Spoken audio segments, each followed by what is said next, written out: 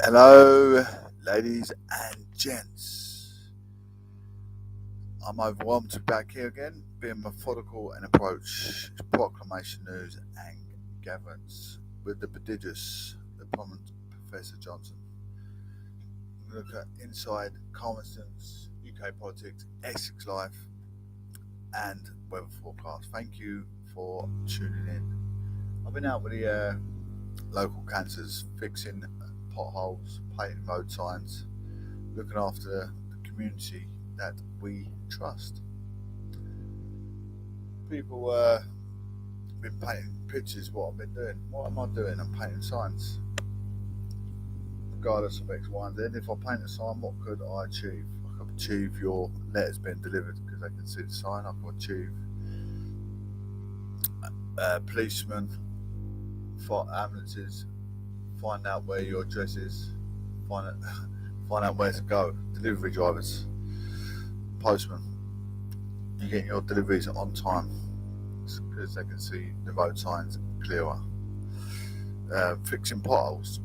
There's a pothole was about a foot deep by about 300 diameter wide. Could have caused a fatality in a car, maybe flip a car. If the car's going fast enough and the tyre went down in the dip, you could flip the car, or a motorbike. Cause a tragic accident on a motorbike. I'm always saying think safety, think first. Exactly what a local council does. Fixing potholes. Reports of damaged potholes. Anyway, let's look forward. Would you like to shape up your children's future? I mean, I just probably saved a few children's futures just by filling the potholes. Saving ambulance services, a job. Saving fire engines, a job. Saving police, a job. So the little jobs I do is, very, very thoughtful. I'm not paid for what I do. I'm educated for what I do, yes, absolutely. Thinking about others before myself. Anyway, think safety, think first. Do not enter the vehicle under sleep deprivation, under influence of alcohol, under influence of narcotics. Making sure your car's taxed, MOT, insured. Make sure you've got a driving licence. Make sure you and passengers have seatbelts on and babies have seatbelts adjacent to the car seat. Check your engine oil, water coolant tank, make sure it's topped up to maximum level. Check your PSI limits. PSI limits on the side of treads your tyres. Also check your tyre treads. Check for further police actions, road safety signs. Check for road workers. Drive vigilantly around roadworks just in case a road worker is leering from behind the house fencing. Check your centre mirror, wing mirror before acting in safe, sufficient directional choice, just in case a motorcyclist is overtaken or a motorist.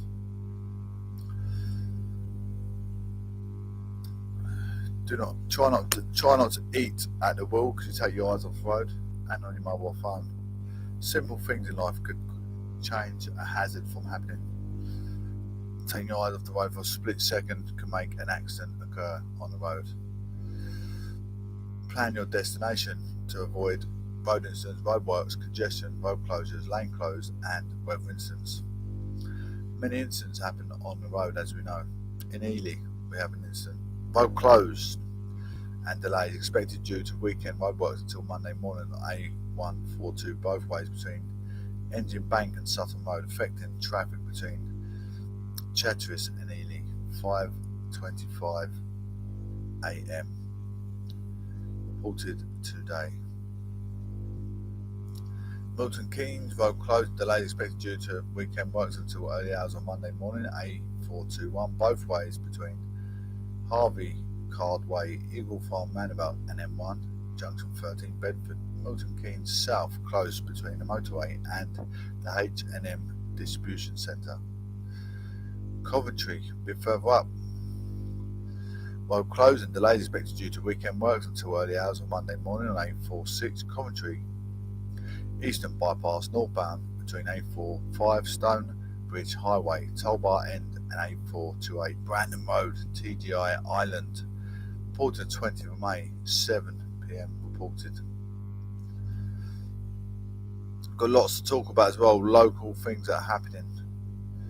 Local things that are happening. Things that are affecting businesses. Things that are affecting humanitarian and such as self. Road closing delays expected due to weekend works until early hours of Monday morning on M4 both ways between junction 8, 9, A404, A308 Mainhead and junction 6, A355. Royal Windsor Way, Slough, Windsor, 9 p.m. first reported. That's west of London. Canterbury, last incident, and we're going to talk about what's going on in local areas. M2 road closed delays expected due to weekend works until early hours Monday morning. M2 coastbound between junction 5 A249 Sittingbourne Stockbury roundabout at junction 6 A251 Ashford Road, Faversham, 7 p.m. first reported. Southend has granted its city status. Colchester Town, the oldest recorded town in Britain, has got its grant for its city status due to the Queen's Jubilee. How phenomenal is that? What can becoming a city status mean to the town centre? Absolute capital gain from tourists coming in, commuting, for businesses,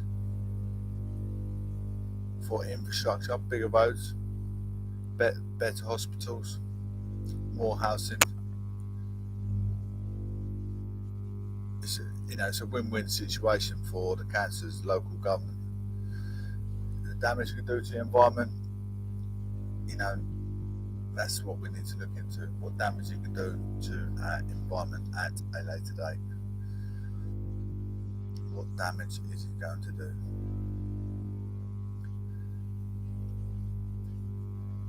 It's good news for Colchester getting a city status, absolutely. What damage it can do to the seaside resorts on the outskirts? That's what I don't know. Have they checked the safety factor of what damage it can do to the ozone layer? Who knows? Who actually knows? Do you know the answer to that? I do not know. Proclamation news and governments moving forward. Also, I'd like to talk about energy bills soaring through the roof, over £600 extra a year on energy bills. What they can put in place to subsidise cost of living. Obviously, if you're going to be soaring through debt, there's such things as Christians Against Poverty. Turn to us. Also, some grants. I mean, if you worked in the buildings industry, obviously maybe not lady. I know some ladies do work in the buildings industry, not many, but men. There's grants out there that can help you pay your bills. But if you had one, I think it's every 2 years they can help you with your debts. So there you go. If you do fall into lots of debt, there is help out there. Anyway, Essex Live. Imagine this: you've got a sore back. Back's hurting. Wake up one morning, my back's hurting, it's aching. Done too much heavy lifting, or just got bad back in gym. What we done with this? A woman who had sore back for 6 months died of secondary breast cancer. To a bad back. Suzanne Cavani found a lump in her breast after suffering from pain in her spine, and become a determined campaigner for the disease. Shock horror, absolute shock horror. Poor young girl. A woman who accompanied a sore back for 6 months died at 41 years old. Suzanne Cavani died from secondary breast cancer on May the 10th after her first diagnosis in 2018. She does not look 41. Friends described her as brilliant mathematician who was the ultimate organiser and forever on time. Suzanne pre-wrote birthday cards for the people she knew before she died and was a dedicated Liverpool fan. Suzanne from Liverpool worked for HMRC all her life and became a determined campaigner for secondary breast cancer which kills 1,000 women in the UK each month. She has become the face of the initiative to spread awareness and, along the 19 other secondary breast cancer patients, is featured on a billboard on Rice Lane this week. The initiative is called Fighting to Be Heard and is run by the charity Make Seconds Count, which aims to give hope to those living with secondary breast cancer. Suzanne previously said, "I choose to join the campaign to raise awareness as not enough is being done for secondaries. It gave me the chance to meet ladies from all over the UK in a similar position to myself. The women feel they are treated as second best since their form of the disease is largely unknown. Secondary breast cancer, also known as metastatic, advanced or stage 6 breast cancer, is a cancer that has spread beyond the breast to other parts of the body and is incurable. It might not be stage 6, it might be stage 7. I don't know the Roman numerals, I'm ever so sorry. I'll never know the Roman numerals. I know a lot of stuff, but not the Roman numerals, unfortunately. On average, there are around 35,000 patients in the UK currently living with this form of disease.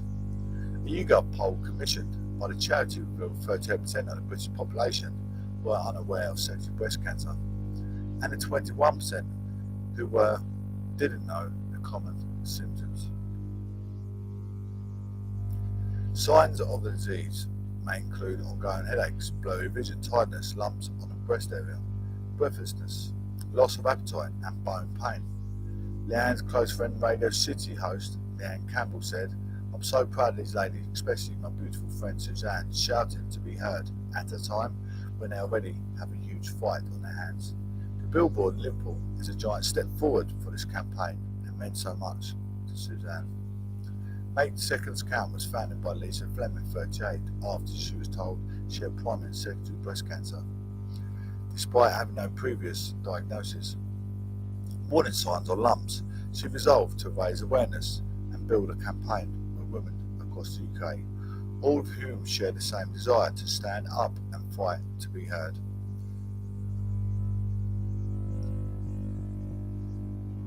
Anyone with lumps or bumps, make sure you get a smear test. Make sure you get a test, guys, ladies and gents. Men with testicle cancer, ladies with lumps in their breasts. Make sure you check out. Just have a short amid break, ladies and gents. Just going to share the comments. That is, like I say, sad news. Sad news at the ranch here.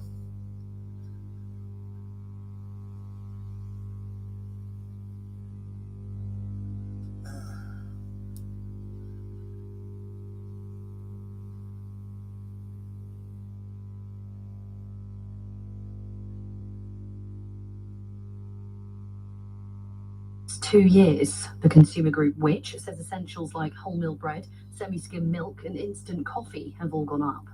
The World Health Organization says summer festivals could accelerate the spread of monkeypox. Cases in the UK have more than doubled to 20. And the royal family are reportedly providing accommodation to Ukrainian families who have been forced to flee their homeland. The Daily Express says it's not known which royals are housing refugees or where the accommodation is being provided. LBC weather, a bright start for many. Cloud will thicken throughout the morning, scattered showers for the northwest, and a high of 20 degrees.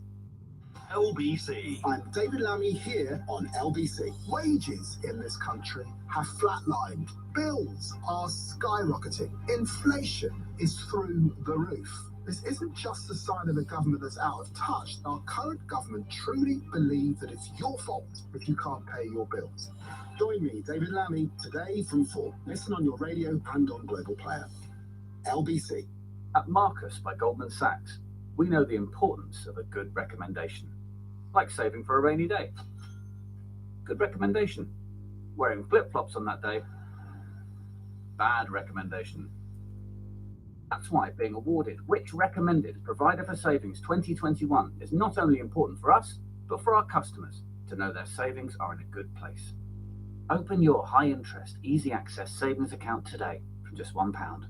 Marcus by Goldman Sachs.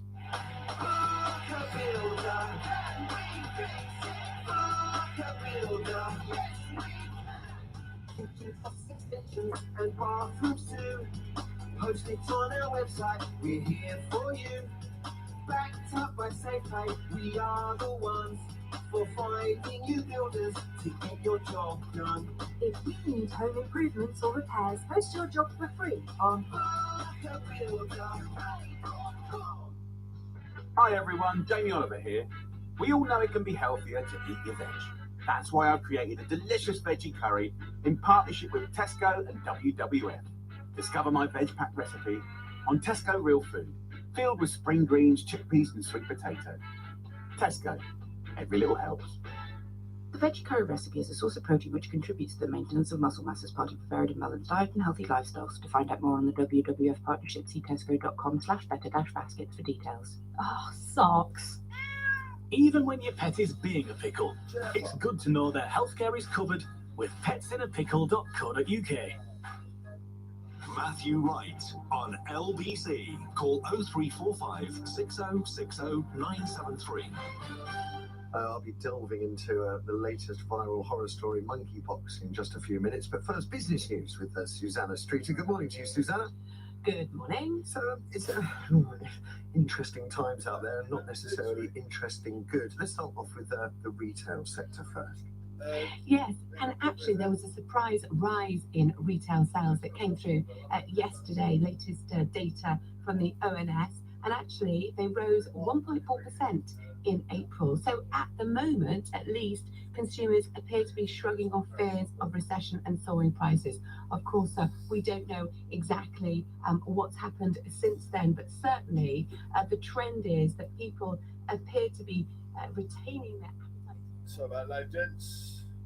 I was hoping to get my lovely, wonderful friend Jennifer to talk about Ofsted, but she's a little bit preoccupied just getting ready for the day. So maybe in the near future we'll be talking about things at Ofsted, things that children need to be doing during half term and summer holidays, how they can prepare for their exams. Especially if you lockdown, you think they're home tutoring with some parents, but some parents are not really marginally educated, unfortunately, due to their being brought up in urban areas. But yeah, we've got so much to look forward to in the near future. I'm hoping we might even have a few youth of today speaking in the near future. I've got children, she's got children, so maybe let's speak to them what they've been doing for their half term. Are they getting enough activities? Are they eating the right foods? How's their nutrition going? It's good to hear from the horse's mouth, isn't it, sometimes when we speak? I mean, I could speak off the cuff for minutes, hours, depending on the subject, but it's nice, to bring new audiences in to have different discussions. Also, it gives you a different insight of a show to make Proclamation News Games a bit more, almost like a brand new edition. But anyway, moving forward. Inside an Essex prison cell, as officers show exactly what happens to criminals in Basildon, Cheltenham, Clacton, and more. A lot of people don't appreciate what our police and prison officers do for their day-to-day regime. They only try and put bread and butter on the table for their family, but at the same time, they don't, obviously they know what their job entails. That's why they do it. But the people that walk all the different walks of life that go in these prisons, you've got racketeering, paedophiles, thieves, murderers, burglars, all kinds of different juvenile activities going on. All we can do is take our hats off and hope for one day they might get the same sort of ways as a football player or professional boxer. Who knows? From interrogation to prison cells, Thai code dinners and washroom, Essex police show exactly what happens in custody. Unless you've been arrested recently, your knowledge for police custody is probably limited to what you've seen on television. It shows such as The Force, Essex Murder 24 and Police Interceptors have all featured on our TV screens, giving us an insight into the day-to-day role of police and crime. Many of these shows feature the arresting and detention of alleged criminals. But what does a modern custody suit really look like? What happens when someone is detained and what it is like being locked in a cell? I mean, I don't know if, being young, growing up, you maybe had a bit of a spell drinking. I think the things that you might have got up to as a youngster growing up. This is exactly what the police are dealing with day in, day out with adults, youth of today.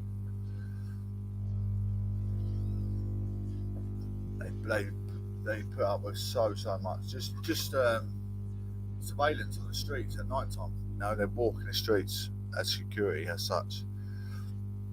Temporary Inspector Mark Brent, custody manager at Chelmsford Police Station, has given a guided tour of the recent refurbished custody suit and shows the errors you don't typically see on television. The force have 7 custody suits across the country in Basden, Chelmsford, Clacton, Colchester, Grays, Harlow and Southend, with 118 cells available. Custody officers do around 200 detains a month, with demand for custody space increasing during the summer months, particularly over weekends. Inspector Bryn explained what happens when you're first taken into custody. I'll go to local constabularies to see what's going on, and it's so much juvenile activity, it's unreal. You've got people being rude to the magistrate in the court. It's just like, really? Is this what they have to put up with day in, day out? I feel sorry for them. I'm trying to become a magistrate as we speak myself. Something I really want to do.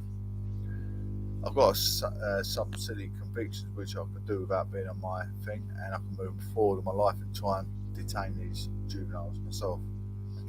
He said when you enter custody, you may have a short wait in holding cell, but you'll then be brought to the child's desk. Generally, there'll be a detention officer behind the desk who will take details from the officers who brought you in. The custody sergeant will overhear that and then authorise your detention if they're satisfied it is necessary for you to be in custody. You'll then be booked in. During the booking in process, you answer some basic questions, be given your rights and entitlements, and you'll do risk assessments. Following being booked in, you have your fingerprints, photographs and DNA taken, and that's when you get taken to your cell. Detainees have the right to have someone informed they're in custody and speak to a solicitor to get legal advice. This is done in private. In one of the suits, 2 consultation rooms, either in person, by telephone, or can be done in writing. They are also told the reason they're in custody and can read the codes of practice.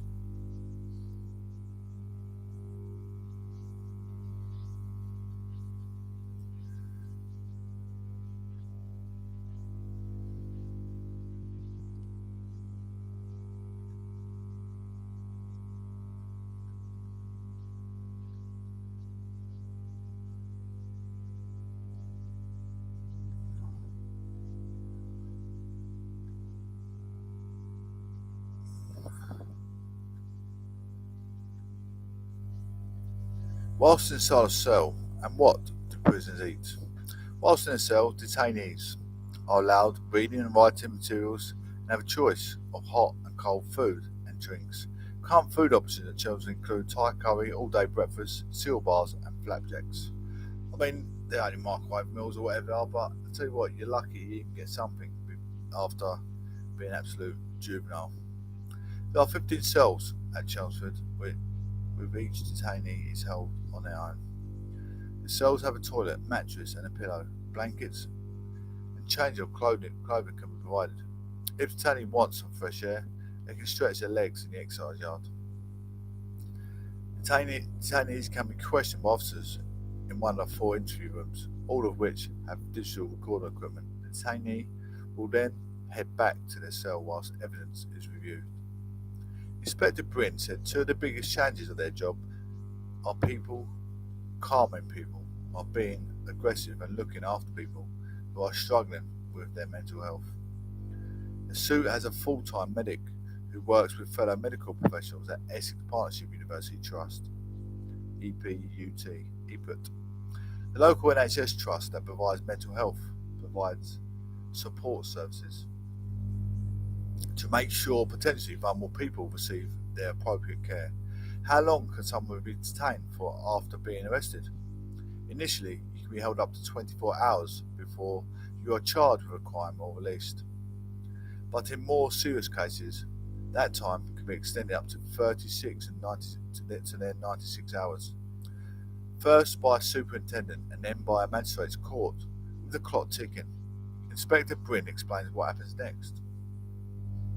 He said the evidence is reviewed, whether that's by the local police sergeant or by the Crown Prosecution Service, CPCS. And if the charge gets authorised, well, administer the charging process. That's where someone will go through to the court. There are two options from charge and bail, or charge and remand, which is if the criteria has been met for you to remain in custody until the next available court date. You can either be bailed for further inquiries or bailed for CPS advice. That is if we're in a position whilst you're in custody and can't get a charge in your decision now because we've got further inquiries to do. You begin bail either with or without conditions to come back to the police station at a later date. You can also be released under investigation. If bail is not deemed necessary or proportionate, you'll be released under investigation and we'll get in touch with you to let you know the outcome of the investigation, whether it's a court date, no further action, or we'll invite you in for further interview. Or could be that an out-of-court disposal is administered, such as conditional caution or community resolution. Finally, if a case is viewed and there's insufficient evidence, you'll be released with no further action. We're going to look at the weather forecast for the week before we move on to the next few segments. Weather today throughout London up until Wednesday. Weather today, we've got in between 14 to 23 degrees. It's going to be a little bit warmer in midday. We've got 10 to 19 degrees. 14 to 23 degrees tomorrow. 13 to 21 today. Tomorrow's going to be quite warm. Monday is going to be 10 to 19. Tuesday is going to be 10 to 17. And Wednesday is going to be 11 to 17 degrees Celsius in London. Belfast, we have 15 to 13 degrees today. Tomorrow 9 to 7, 8 to 14, 9 to 15 degrees, and Wednesday is 9 to 14. The peak is the highest, like 14, 15, 14, 17, just so you know. Lowest throughout the day is what I say first. Today is 12, starting at 12, rising to 15. Sunday, start at 10, rising to 17. Monday, start at 9 degrees, rising to 15 degrees Celsius. Tuesday in Edinburgh, starting at 8, rising to 15. Wednesday, starting at 8 degrees, rising to 14 degrees Celsius. Manchester, last but not least. Today is starting at 12, rising to 17. Sunday, start at 12 degrees, rising to 18. Monday, start at 10 degrees, rising to 15, slight chance of rain. Tuesday, start at 9 degrees, rising to 15. Wednesday, start at 10 degrees, rising to 15, slight chance of rain. Moldova should be equipped to NATO standard, says Elizabeth Truss. Has anyone been to the committee room at the Commons? Have you heard Elizabeth Truss speak? She comes very eloquent style, pragmatic with sense. She's very well spoken, well mannered, and I tell you what, I like when you like. Can you remember being a child, listen to a teacher speak? She's got one of those voices that you can just hear her talk. If you don't like politics, go and listen to someone like Elizabeth Truss or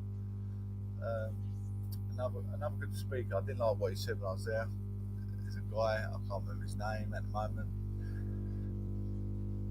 I can't actually remember his name. Jacob Rees-Mogg is another good speaker. Just trying to think. Can't think of the guy's name. It comes to me a little while. Anyway, Moldova should be equipped with NATO standard to help it get guard against the threat of Russian invasion. Foreign Secretary Liz Truss has said, all the surrounding areas of Ukraine are at threat. you know what Russia's going to do. If they take over Russia, they might take over next door, and so on and so forth. They might take over the whole of the West before long. Miss Truss told the Telegraph that talks were underway with allies about how to help smaller nations defend themselves. She said it was clear that, despite limited success in Ukraine, President Vladimir Putin retained ambition to create a greater Russia. Moldova, once a Soviet republic, site on Ukraine's south-western border. It does not share a border with Russia, but is close to some of the regions currently occupied by Russian forces in Ukraine's south. Moldova is not a member of NATO, although it did apply to join the European Union less than 2 weeks after the invasion of Ukraine. Ms. Truss said that discussions about upgrading Ukraine defences to deter future aggression would also cover other vulnerable states such as Moldova. I'd want to see Moldova equipped to NATO standards, she said. This is a discussion we're having with our allies. Asked whether that was because Russia was thought to pose a security threat to Moldova, she said. Absolutely, Putin has been clear about his ambition to create a greater Russia. And just because his attempts to take Kiev weren't successful doesn't mean he's abandoned those ambitions. The comments come just weeks after the major speech in which Ms. Truss said the West must be prepared for long haul and double down on your support for Ukraine. Speaking in London, she said, if Putin succeeds, there will be untold further misery across Europe and terrible consequences across the globe. We never feel safe again. She also called for an increase in UK's defence spending and said that with NATO target of 2% of GDP should be a floor, not a ceiling. On Friday, Prime Minister Boris Johnson also held a call with Turkish President Recep Tayyip Erdogan, in which they discussed recent applications for NATO membership by Sweden and Finland. Turkey has signalled an intention to veto the applications, accusing the countries of not taking a clear stance against Kurdish groups it considers to be terrorists. The Downing Street spokesperson said Mr. Johnson has told Mr. Erdogan that Finland and Sweden would be valuable additions to the NATO alliance, and had encouraged him to work with counterparts in both countries to address any concerns ahead of NATO's summit in Madrid in June.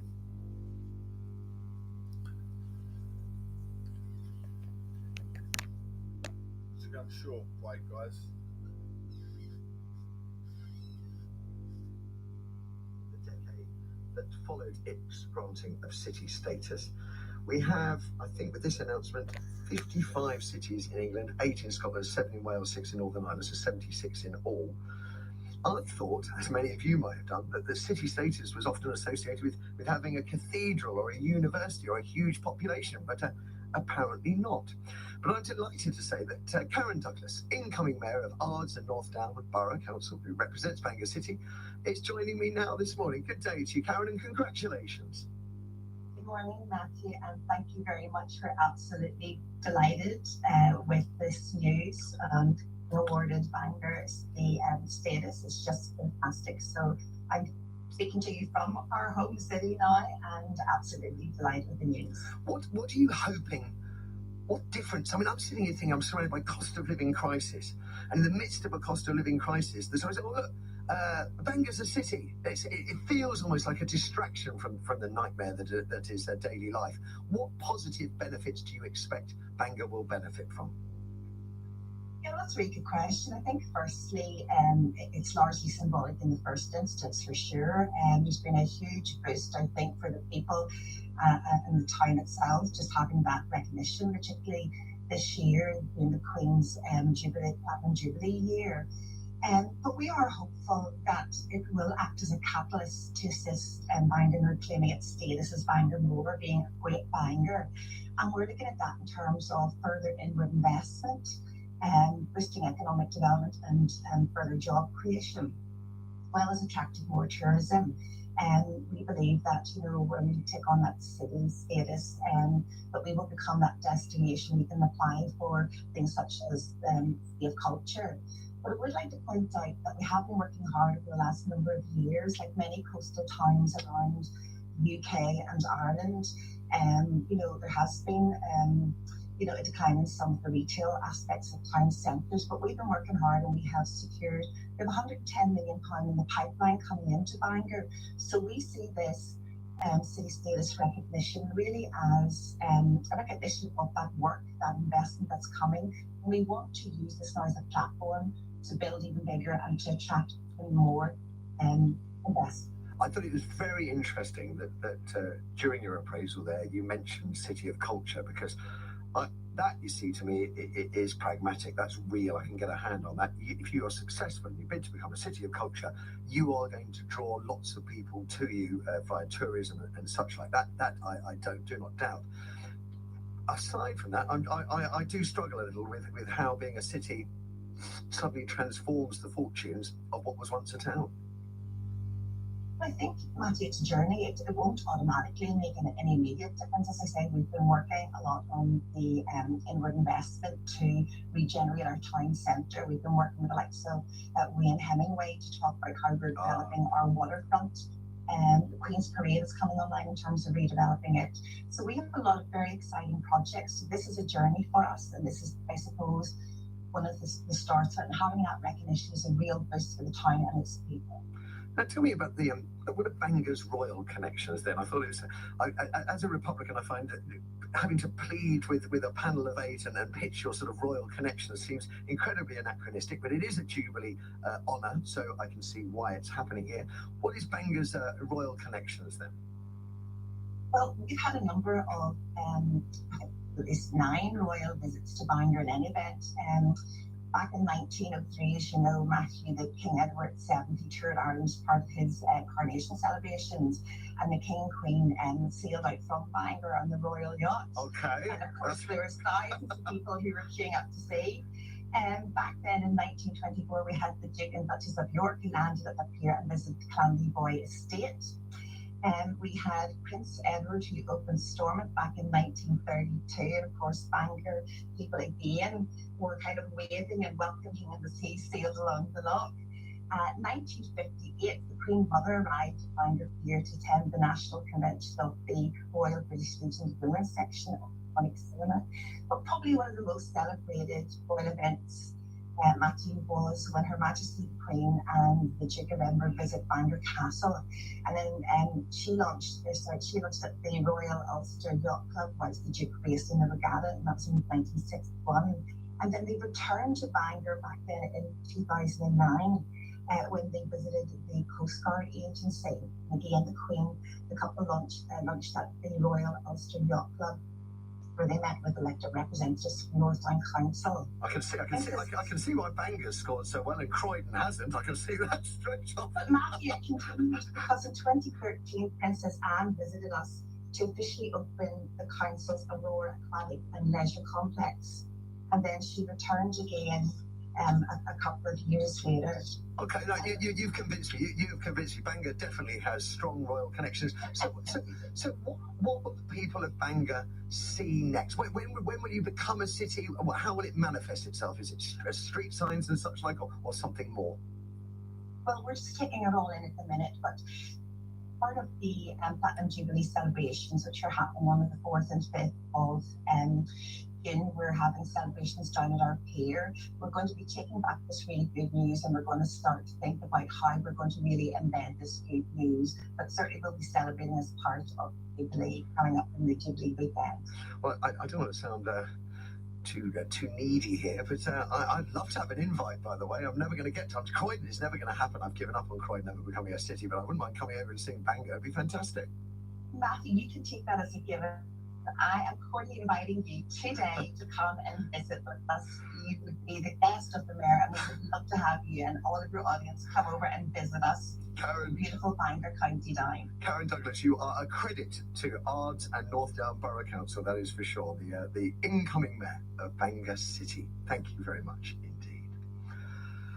Now then, Coming up early this week, the former leader of the Conservative Party, Sir Ian Duncan-Smith, told LBC he doesn't believe Rishi Sunak's claim that old IT systems are to blame for not raising benefits.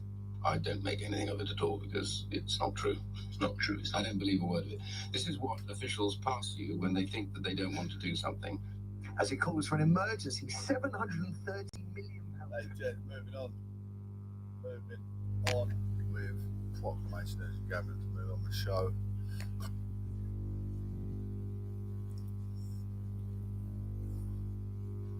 Got some shocking news. As COVID falls out, should we say? COVID falls out. It's still quite a thrive, believe it or not. Nicola Sturgeon tests positive for COVID-19. Scotland's First Minister, Nicola Sturgeon, has tested positive for COVID. She said she experiencing mild symptoms and would follow Scottish Government guidance to work from home for the next few days. Early on Friday, she had held talks with Sinn Féin Vice President Michelle O'Neill at her Bute House residence in Edinburgh. Miss Sturgeon also returned to visit to the US this week, where she had issued a warning over climate change. She addressed the Brookings Institute that met US Speaker of the House Nancy Pelosi in Washington, D.C. Talk about climate change. I mean, there's a lot of talk about climate change and the risk factor of population growth, everything else, environmental damage. And they're making cities, building more houses, building better infrastructure, as we know, all the time. As even in when I was going out of car instance, the roadworks, building better roads, bigger infrastructure. Is our future coming to a worrying climate? Absolutely. I mean, we my area, in Tendron area, we've got the garden community being evolving. It's evolving. 70 houses being built. 70,000 houses being built in the Tendron area. 70,000 houses, a lot of houses. There's also erosion on a lot of our cliffs in Walton and Nails. A lot of erosion. The cliffs are eroding. It's worrying times for youth today, your grandchildren. What's going to happen in the near future? In a social media post, the First Minister wrote, "Unfortunately, I've tested positive for COVID this evening after experiencing mild symptoms in line with Scottish Government guidance.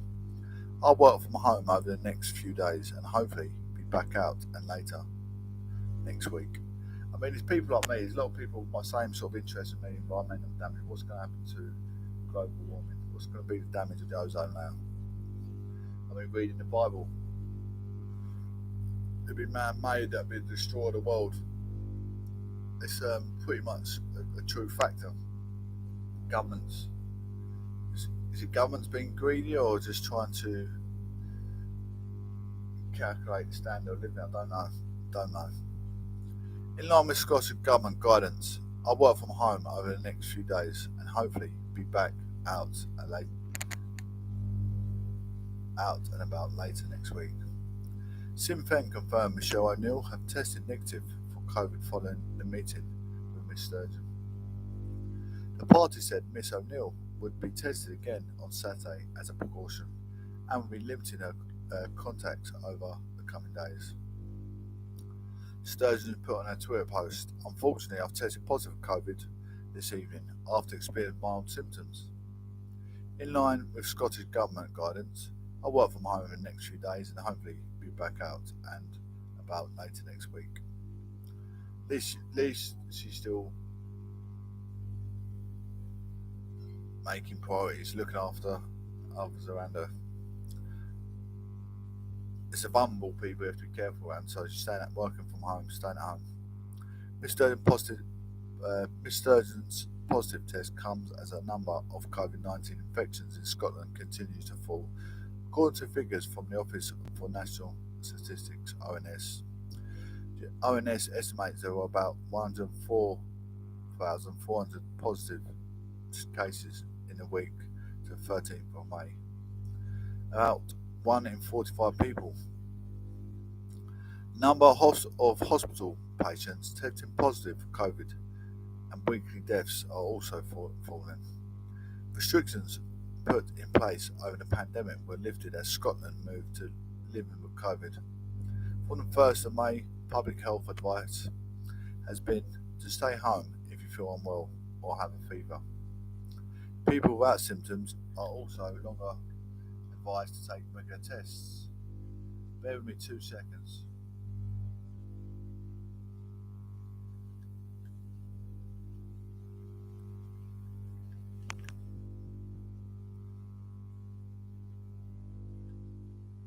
People who have COVID symptoms, a fever, or what the Scottish Government describes as too unwell to carry out normal activities are asked to stay home until they get better.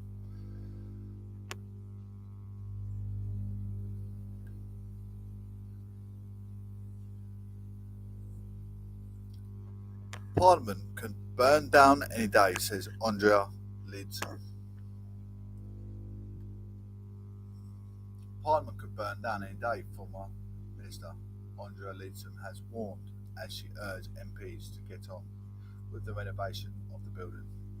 Speaking to the BBC, she said the House of Parliament could see a fire similar to the one that damaged Notre Dame Cathedral in Paris.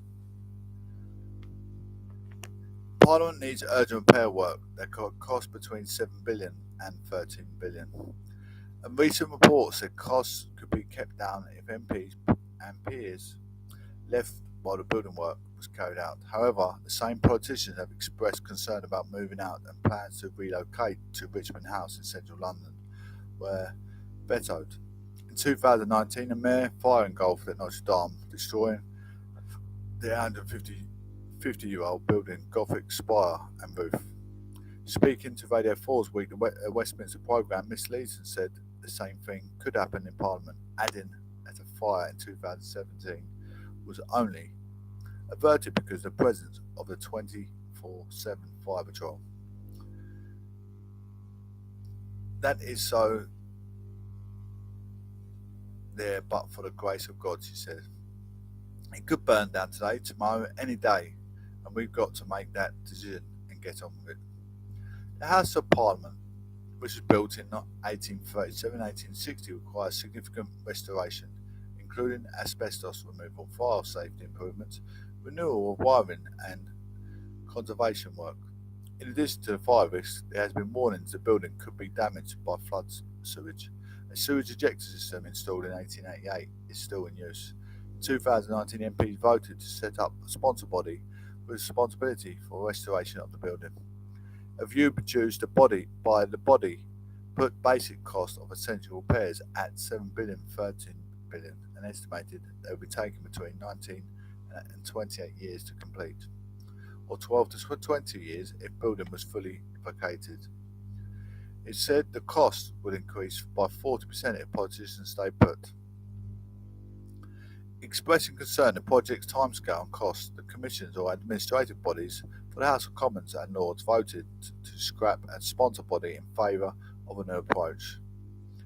The commissions also agreed to seek approval from MPs for a revised mandate for the project.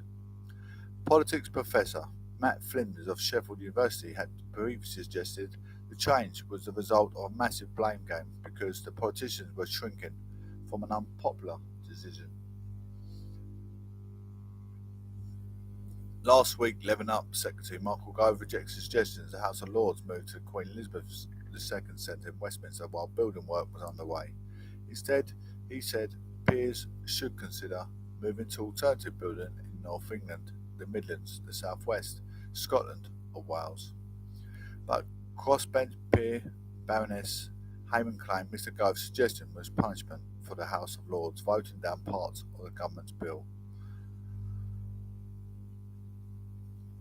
Moment times for Parliament. Parliament is well needed. The long established building, the Catholic Gothic style building. Pugin was the architect. Pugin was the architect in 1838. Anyway, ladies and gents, proclamations, Gavins, have a wonderful weekend. Stay blessed. Have a blessed weekend. Sunday, fun day tomorrow. I don't know if whatever your faith is, Christianity, Catholicism, Buddhism, Muslim, whatever your culture. Even if you're atheist, don't go to church. Have a blessed Sunday. Love thy neighbour like you love yourself. Take care, one love, God bless, and speak soon. See you guys on the other side. 50-minute show, almost just short of an hour. Take care, God bless, speak soon.